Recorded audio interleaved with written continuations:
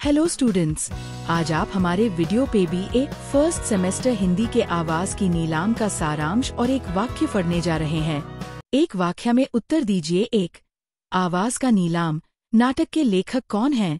उत्तर, आवाज का नीलाम नाटक के लेखक धर्मवीर भारती हैं। 2. दिवाकर कौन हैं?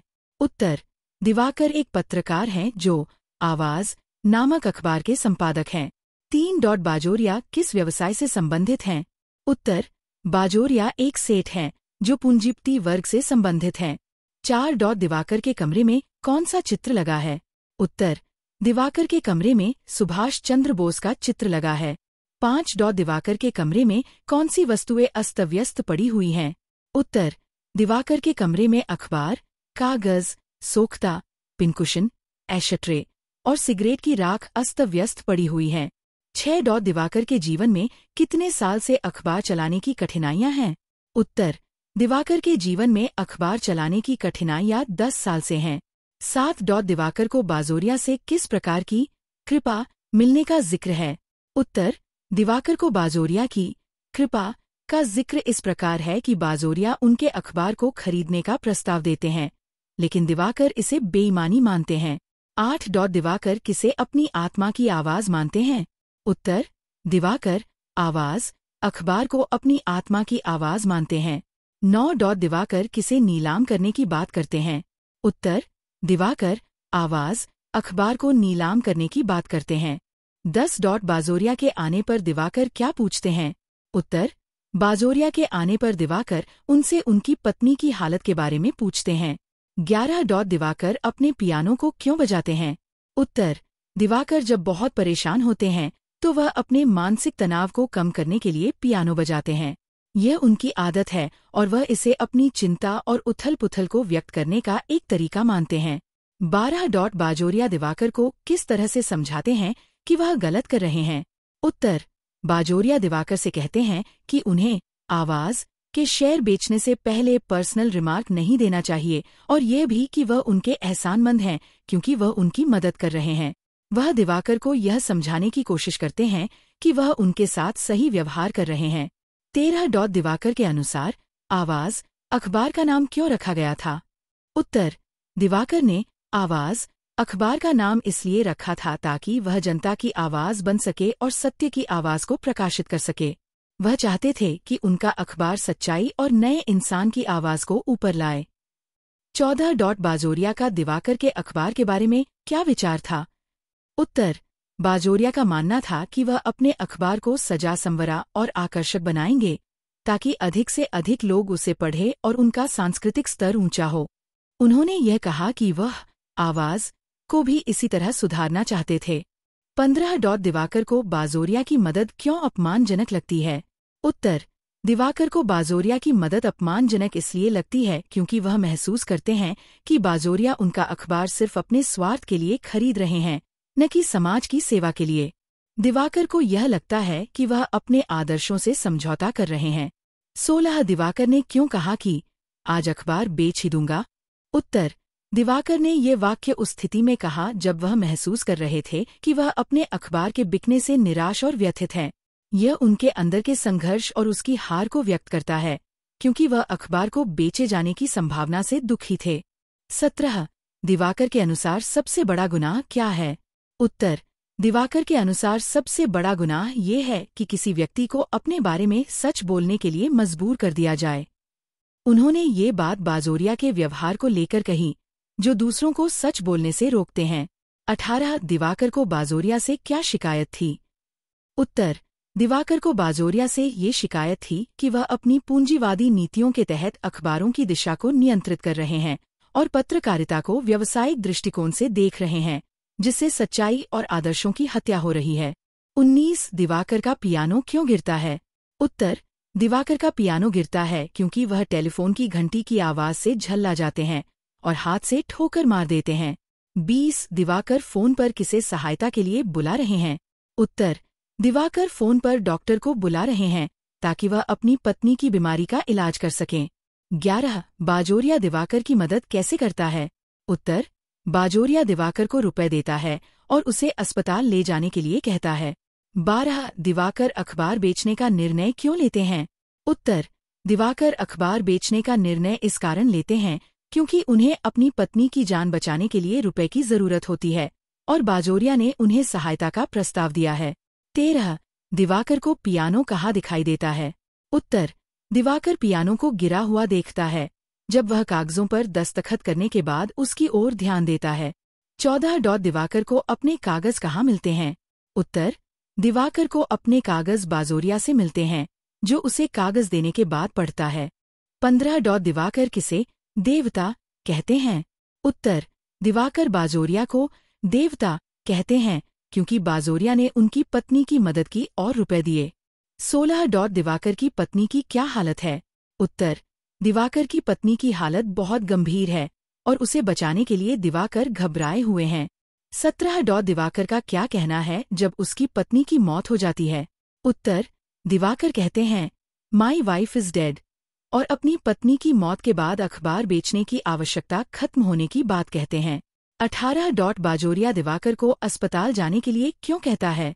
उत्तर, बाजोरिया दिवाकर को अस्पताल जाने के लिए कहता है ताकि वह अपनी पत्नी की हालत ठीक करवा सकें और उसे बचा सकें।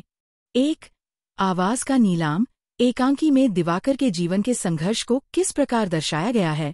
उत्तर, आवाज का नीलाम एकांकी में दिवाकर के जीवन के संघर्ष को बहुत गहरे और प्रभावशाली तरीके से दर्शाया गया है। वह एक पत्रकार हैं और उन्होंने 10 वर्षों तक अखबार चलाने के लिए कई कठिनाइयां झेलीं। दिवाकर ने अपनी हड्डियां जलाकर सरकार और सेठों से संघर्ष करके अखबार निकाला, लेकिन किसी ने उसकी मदद नहीं की।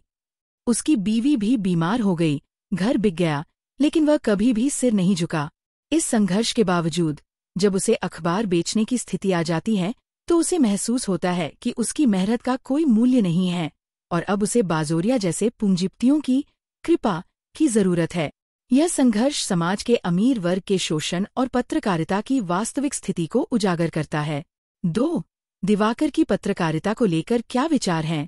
उत्तर, दिवाकर की पत्रकारिता को लेकर यह विचार है कि वह इसे एक आदर्श कार्य के रूप में देखते हैं। वह चाहते थे कि उनका अखबार जनता की आवाज बने, सत्य की आवाज बने, लेकिन बाजोरिया जैसे पूंजीपति वर्ग ने उनके आदर्शों को नष्ट कर दिया। दिवाकर के लिए अखबार केवल एक व्यापार नहीं था, बल्कि ये समाज के लिए एक माध्यम था जिससे वह सच्चाई और न्याय की ओर प्रेरित कर सके। लेकिन अंत में जब वह इसे बेचने पर मजबूर होते हैं तो वह इसे अपनी हार और जनता की सच्चाई की हत्या के रूप में देखते हैं। 3 दिवाकर और बाजोरिया के बीच का संवाद क्या दर्शाता है? उत्तर, दिवाकर और बाजोरिया के बीच का संवाद उनके चरित्र और समाज की स्थिति का स्पष्ट चित्रण करता है। बाजोरिया एक पूंजीपति हैं जो केवल लाभ और स्वार्थ की दृष्टि से चीजों को देखते हैं। वहीं दिवाकर एक ईमानदार पत्रकार हैं जो सच्चाई और आदर्शों के लिए संघर्ष कर रहे हैं। जब दिवाकर अखबार को नीलाम करने की बात करते हैं तो यह इस बात को दर्शाता है कि कैसे पूंजीपति वर्ग समाज के एक महत्वपूर्ण हिस्से पत्रकारिता को भी अपने स्वार्थ के लिए नियंत्रित करना चाहता है। उनका संवाद दिवाकर की निराशा और समाज के वास्तविकताओं के प्रति जागरूकता को भी उजागर करता है। 4 आवाज का नीलाम का शीर्षक किस अर्थ में उपयोग किया गया है? उत्तर, आवाज का नीलाम का शीर्षक प्रतीकात्मक रूप से उस स्थिति को दर्शाता है जहां दिवाकर का अखबार, जो कभी सत्य और जनता की आवाज था, अब बाजोरिया जैसे पूंजीपति के हाथों में बिकने जा रहा है। यह नीलामी अखबार के आदर्शों और मूल्यों की मृत्यु का प्रतीक है। दिवाकर इस नीलामी को एक व्यक्तिगत और सामाजिक हार के रूप में अनुभव करते हैं। शीर्षक यह दर्शाता है कि न केवल एक व्यावसायिक संपत्ति बल्कि समाज की सच्चाई और पत्रकारिता की आत्मा भी अब बिक रही है। 5 दिवाकर के कमरे का वातावरण किस प्रकार का था और वह किस मानसिक स्थिति में थे? उत्तर, दिवाकर के कमरे का वातावरण अस्त व्यस्त और अव्यवस्थित था। मेज पर बिखरे कागज, सिगरेट की राख और अव्यवस्थित वस्तुएं उनके मानसिक संघर्ष और तनाव को दर्शाती हैं। दिवाकर अपने जीवन की कठिनाइयों से थके हुए थे और उनकी मानसिक स्थिति बहुत ही निराशाजनक और भ्रमित थी। वह अपने जीवन के संघर्ष, बीवी की बीमारी और अखबार के भविष्य को लेकर बेचैन थे। उनके चेहरे पर गहरी चिंता और अशांति की छाया थी, जो उनकी स्थिति को और स्पष्ट रूप से दर्शाती है। 6 दिवाकर का अपने अखबार, आवाज के प्रति प्रेम और संघर्ष के पीछे क्या उद्देश्य था? उत्तर, दिवाकर का आवाज अखबार के प्रति प्रेम और संघर्ष उनके आदर्शों और समाज की सेवा के लिए था। वह चाहते थे कि उनका अखबार सत्य की आवाज बने, जनता की समस्याओं को उठाए और समाज के शोषण के खिलाफ खड़ा हो। दिवाकर ने अपनी निजी मुसीबतों और बलिदानों के बावजूद अखबार को चलाने की पूरी कोशिश की, क्योंकि वह मानते थे कि पत्रकारिता का उद्देश्य समाज की सच्चाई को सामने लाना और उसे सुधारने का है। वह अपने अखबार को जनता और सत्य के प्रतिनिधि के रूप में देखते थे, न कि केवल एक व्यापारिक उपक्रम के रूप में। 7. दिवाकर के जीवन में सबसे बड़ी त्रासदी क्या थी और उसने उसे किस प्रकार महसूस किया? उत्तर: दिवाकर की सबसे बड़ी त्रासदी ये थी कि उन्होंने अपने आदर्शों के लिए कई बलिदान दिए, लेकिन अंततः उसे अपने अखबार को बेचने के लिए मजबूर होना पड़ा। यह उनके लिए एक गहरी मानसिक और भावनात्मक हार थी। वह इसे अपनी आत्मा की हार मानते हैं, क्योंकि उन्होंने अखबार को केवल व्यवसाय के रूप में नहीं, बल्कि समाज के सच्चे प्रहरी के रूप में देखा था। उनके लिए ये स्थिति एक व्यक्तिगत विफलता और समाज की सच्चाई के विरुद्ध एक कदम थी। वह महसूस करते थे कि अखबार अब बाजोरिया जैसे पूंजीपति के हाथों में बिका और उनके आदर्शों की हत्या हो गई। 8. इस नाटक के माध्यम से धर्मवीर भारती ने पत्रकारिता और पूंजीपतियों के बीच संबंधों पर क्या संदेश दिया है? उत्तर: धर्मवीर भारती ने इस नाटक के माध्यम से ये संदेश दिया है कि पत्रकारिता और पूंजीपतियों के बीच संबंध कभी-कभी लोकतंत्र और सच्चाई की कीमत पर बनते हैं। जब पत्रकारिता को व्यापारिक दृष्टिकोण से देखा जाता है, तो वह अपनी स्वतंत्रता और आदर्शों से समझौता करती है। नाटक में दिवाकर की संघर्षपूर्ण यात्रा ये दर्शाती है कि पत्रकारिता को अपनी सच्चाई और जनता के पक्ष में खड़ा होना चाहिए, न कि केवल पूंजीपतियों और उनके स्वार्थ के लिए काम करना चाहिए। भारती जी ने यह भी बताया कि समाज में जब सच्चाई की आवाज दब जाती है, तो पूंजीपति वर्ग अपनी शक्ति का इस्तेमाल करता है और लोकतंत्र की स्वतंत्रता को प्रभावित करता है। 9. दिवाकर के पियानो बजाने की आदत के पीछे का कारण क्या है? उत्तर: दिवाकर पियानो बजाने की आदत को मानसिक तनाव और परेशानियों से उबरने का एक तरीका मानते हैं। जब उनका मन बहुत परेशान होता है, तो वह पियानो बजाते हैं। यह उनके लिए एक आत्मनिर्भर तरीका है, जिसके माध्यम से वह अपनी उथल-पुथल और भावनाओं को बाहर निकालने की कोशिश करते हैं। 10. बाजोरिया और दिवाकर के बीच संवाद में आवाज अखबार के बारे में क्या मतभेद सामने आते हैं? उत्तर: दिवाकर और बाजोरिया के बीच संवाद में आवाज अखबार के उद्देश्य और दिशा को लेकर मतभेद दिखते हैं। दिवाकर अखबार को एक साधन मानते हैं, जिसके जरिए वह जनता की सच्ची आवाज और नए इंसान की आवाज को प्रकट करना चाहते हैं। वहीं बाजोरिया इसे एक व्यवसाय के रूप में देखते हैं और उनका उद्देश्य अखबार को सजे-धजे और आकर्षक बनाकर अधिक से अधिक लोगों तक पहुंचाना है। इस प्रक्रिया में बाजोरिया अपनी सामग्री के प्रति एक व्यापारिक दृष्टिकोण रखते हैं, जबकि दिवाकर सत्य और आदर्श के पक्षधर हैं। 11. दिवाकर की सांस्कृतिक स्तर पर उठाई गई आपत्ति का क्या कारण था? उत्तर: दिवाकर ने बाजोरिया द्वारा सांस्कृतिक स्तर ऊंचा करने के उद्देश्य पर आपत्ति जताई, क्योंकि वह मानते थे कि यह केवल एक भ्रम है। दिवाकर का कहना था कि लोगों को टाइम्स और लाइमलाइट जैसी पत्रिकाओं में कुछ विशेष नहीं मिलता, बल्कि ये सिर्फ एक बाहरी दिखावा है। वह ये महसूस करते हैं कि सांस्कृतिक उन्नति की बात केवल दिखावे और व्यावसायिक प्रचार के जरिए नहीं हो सकती, बल्कि सच्चाई और गहरे विचारों के माध्यम से ही ये संभव है। 4. बाजोरिया और दिवाकर के बीच शब्दों की टकराहट के दौरान पत्रकारिता के विचार में किस तरह का विरोध दिखता है? उत्तर: दिवाकर और बाजोरिया के संवाद में पत्रकारिता के प्रति विचारधारा का विरोध स्पष्ट रूप से देखा जाता है। दिवाकर पत्रकारिता को एक मिशन के रूप में मानते हैं, जिसका उद्देश्य सच्चाई को सामने लाना और जनता की आवाज को प्रकाशित करना है। वहीं बाजोरिया इसे एक व्यवसाय मानते हैं, जहां अखबार का उद्देश्य अधिक से अधिक पैसे कमाना और व्यापक दर्शक वर्ग तक पहुंचाना है। दिवाकर के अनुसार पत्रकारिता का उद्देश्य न तो लाभ अर्जन है, बल्कि सामाजिक जिम्मेदारी है। 5. दिवाकर के लिए सच्चाई और आवाज का क्या महत्व है? उत्तर: दिवाकर के लिए सच्चाई और आवाज का अत्यधिक महत्व है। वह मानते हैं कि पत्रकारिता का असली उद्देश्य जनता को सच्चाई से परिचित कराना और समाज में बदलाव लाना होना चाहिए। उन्होंने अपने अखबार का नाम आवाज इसलिए रखा था ताकि वह उस आवाज को ऊंचा कर सके जो सत्य और नए इंसान की आवाज हो। दिवाकर अपनी जिंदगी को इस आवाज के लिए समर्पित करना चाहते थे और इसके लिए उन्होंने अपने आप को भी बर्बाद कर दिया। 6. बाजोरिया का दिवाकर के साथ व्यापारिक संबंधों में क्या दृष्टिकोण था? उत्तर, बाजोरिया का दृष्टिकोण व्यापारिक और व्यावसायिक था। वह मानते थे कि पत्रकारिता का उद्देश्य समाज की सच्चाई को उजागर करने से ज्यादा एक व्यावसायिक प्रक्रिया है, जिससे अधिक लोगों तक पहुंचने के लिए अखबार को आकर्षक और सस्ते तरीके से प्रस्तुत किया जा सके। वह दिवाकर के आवाज अखबार को भी इसी दृष्टिकोण से सुधारना चाहते थे, ताकि लोग उसे ज्यादा पढ़े और उसका सांस्कृतिक स्तर ऊंचा हो। उनका मुख्य ध्यान अखबार के व्यापार पर था, जबकि दिवाकर इसके मूल उद्देश्य पर जोर देते थे। 7. दिवाकर के अनुसार सबसे बड़ा गुनाह क्या है? उत्तर, दिवाकर के अनुसार किसी व्यक्ति का सबसे बड़ा गुनाह ये है कि वह दूसरे व्यक्ति को अपने बारे में सच बोलने के लिए मजबूर कर दे। वह ये मानते हैं कि जब लोग अपनी सच्चाई बोलने से डरने लगते हैं और उन्हें अपने विचारों को दबाने के लिए मजबूर किया जाता है, तो ये सबसे बड़ा अपराध है। उनके अनुसार सच्चाई को दबाना या झूठ बोलने के लिए मजबूर करना पत्रकारिता और समाज दोनों के लिए घातक है। 8. दिवाकर और बाजोरिया के बीच संघर्ष के मुख्य कारण क्या थे? उत्तर, दिवाकर और बाजोरिया के बीच संघर्ष के मुख्य कारण उनके दृष्टिकोणों का अंतर था। दिवाकर पत्रकारिता को एक मिशन मानते थे, जबकि बाजोरिया इसे एक व्यापार के रूप में देखते थे। दिवाकर चाहते थे कि अखबार सच्चाई और आदर्शों का प्रचार करें, जबकि बाजोरिया अधिक लाभ कमाने और अखबार को सस्ता, आकर्षक बनाने की दिशा में काम कर रहे थे। इसके अलावा दिवाकर को यह भी लग रहा था कि बाजोरिया पत्रकारिता के मूल्यों को त्याग कर अपने व्यक्तिगत स्वार्थ के लिए काम कर रहे हैं। 9. दिवाकर का ये कथन, आज अखबार बेच ही दूंगा, किस संदर्भ में था और इसका क्या अर्थ था?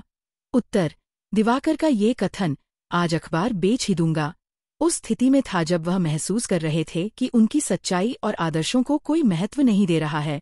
उन्होंने ये कथन एक हताशा और निराशा में कहा था, क्योंकि वह समझते थे कि बाजार और पैसे के दबाव में आकर अखबार की दिशा बदल दी गई है। यह उनके लिए एक प्रतीक था कि अब वह अपने अखबार को केवल व्यावसायिक दृष्टिकोण से नहीं देख सकते, बल्कि इसे अपने आदर्शों के साथ जोड़ने का संघर्ष कर रहे थे। 10. बाजोरिया के साथ दिवाकर के संवाद में पत्रकारिता और पूंजीवाद के बीच किस प्रकार का अंतर दिखता है? उत्तर, दिवाकर और बाजोरिया के संवाद में पत्रकारिता और पूंजीवाद के बीच स्पष्ट अंतर दिखता है। दिवाकर पत्रकारिता को एक सामाजिक दायित्व मानते हैं, जबकि बाजोरिया इसे एक व्यवसाय और व्यापारिक लाभ का माध्यम मानते हैं। दिवाकर सच्चाई की ओर रुख करते हैं और उसे ही सबसे महत्वपूर्ण मानते हैं, जबकि बाजोरिया अखबार को आर्थिक दृष्टिकोण से देखते हैं ताकि वह अधिक से अधिक पैसे कमा सकें। दिवाकर का मानना है कि पूंजीवाद पत्रकारिता को उसकी असल भूमिका से हटा देता है और इसे केवल व्यावसायिक उद्देश्य तक सीमित कर देता है। 11. दिवाकर के मानसिक हालत का क्या कारण है? उत्तर, दिवाकर की मानसिक हालत उसकी पत्नी शीला की गंभीर बीमारी और वित्तीय संकट के कारण खराब हो जाती है। वह परेशान है, रुपए की कमी महसूस कर रहा है और पूरी स्थिति से जूझ रहा है। अंततः वह बाजोरिया के सामने अपने अखबार को बेचने का फैसला करता है, लेकिन जब उसे पत्नी की मौत का समाचार मिलता है तो वह और भी पागल हो जाता है। 12. दिवाकर अपनी पत्नी के इलाज के लिए किसे बुलाता है और क्यों? उत्तर, दिवाकर डॉक्टर को फोन करके अपनी पत्नी की जान बचाने के लिए मदद मांगता है। वह बहुत घबराया हुआ है और किसी तरह शीला को बचाने के लिए जरूरी दवाइयाँ और इलाज ढूंढ रहा है। 13. बाजोरिया दिवाकर की किस प्रकार मदद करता है? उत्तर, बाजोरिया दिवाकर को रुपए देता है ताकि वह अपनी पत्नी का इलाज करा सके। वह दिवाकर को अस्पताल चलने के लिए कहता है और इस दौरान दिवाकर के सभी मानसिक संघर्षों में उसके साथ खड़ा रहता है। 14. दिवाकर अखबार बेचने का निर्णय क्यों लेता है? उत्तर, दिवाकर अखबार बेचने का निर्णय इस कारण लेता है क्योंकि वह अपनी पत्नी का इलाज करवाने के लिए पैसों की कमी महसूस करता है। बाजोरिया उसे रुपए देता है और दिवाकर इसके बदले अपना अखबार बेचने को तैयार हो जाता है। 15. दिवाकर के पियानो का क्या महत्व है इस प्रसंग में? उत्तर, दिवाकर का पियानो उसकी मानसिक स्थिति का प्रतीक है। पियानो का गिरना और उसके प्रति उसकी प्रतिक्रियाएं उसकी बढ़ती हुई घबराहट, मानसिक असंतुलन और हताशा को दर्शाती हैं। 16. दिवाकर को कब समझ में आता है कि उसे अखबार नहीं बेचना चाहिए? उत्तर, दिवाकर को तब समझ में आता है कि उसे अखबार नहीं बेचना चाहिए जब वह अपनी पत्नी की मौत की खबर सुनता है। इस दुखद समाचार के बाद उसकी प्राथमिकता बदल जाती है और वह अब अपनी पत्नी की यादों और संघर्षों में खो जाता है। 17. दिवाकर की पत्नी की मौत के बाद उसकी प्रतिक्रिया क्या होती है? उत्तर, दिवाकर की पत्नी की मौत के बाद उसकी प्रतिक्रिया अवसाद और मानसिक असंतुलन की स्थिति में बदल जाती है। वह खुशी से चिल्लाता है कि अब उसे अखबार बेचने की जरूरत नहीं है, लेकिन वह अभी भी मानसिक रूप से उलझन में है। 18 बाजोरिया को दिवाकर से कौन सी उम्मीद थी और कैसे वह चौंकता है? उत्तर: बाजोरिया को ये उम्मीद थी कि दिवाकर अखबार बेचने के लिए कागजात पर दस्तखत करेगा, लेकिन दिवाकर के मानसिक असंतुलन और पत्नी की मौत की खबर सुनने के बाद उसकी स्थिति एकदम बदल जाती है। वह अब अपने कागजात को वापस मांगता है और कहता है कि वह अब अखबार नहीं बेचेगा। बाजोरिया चौंक जाता है क्योंकि वह समझ नहीं पाता कि दिवाकर अचानक ऐसा क्यों कर रहा है। 19 दिवाकर की मानसिक स्थिति को किस प्रकार से दिखाया गया है? उत्तर: दिवाकर की मानसिक स्थिति का चित्रण उसके व्यवहार और प्रतिक्रियाओं से होता है। वह एक तरफ घबराया हुआ, चिंतित और परेशान नजर आता है, तो दूसरी ओर जब उसे पत्नी की मौत की खबर मिलती है तो वह शांति से आक्रोशित और पागलपन की हद तक चला जाता है। उसकी प्रतिक्रियाएं और संवाद उसकी मानसिक स्थिति को स्पष्ट रूप से उजागर करते हैं। 20 अंत में दिवाकर और बाजोरिया के बीच क्या बदलाव आता है? उत्तर: अंत में दिवाकर की मानसिक स्थिति पूरी तरह से बदल जाती है। पहले जहां वह अखबार बेचने के लिए तैयार था, वहीं बाद में पत्नी की मृत्यु के बाद वह अब उसे नहीं बेचना चाहता। बाजोरिया को समझ में आता है कि दिवाकर अब पागलपन की हद तक पहुंच चुका है और दोनों के बीच एक अविश्वास की खाई और तनाव उत्पन्न हो जाता है। दिवाकर अब सिर्फ अपने कागजों को वापस चाहता है और बाजोरिया को डर लगता है कि दिवाकर के साथ अब कोई ठीक नहीं हो सकता। अगर आपको ये वीडियो अच्छी लगी हो तो लाइक, शेयर और हिंदी गुरु चैनल को सब्सक्राइब कीजिए।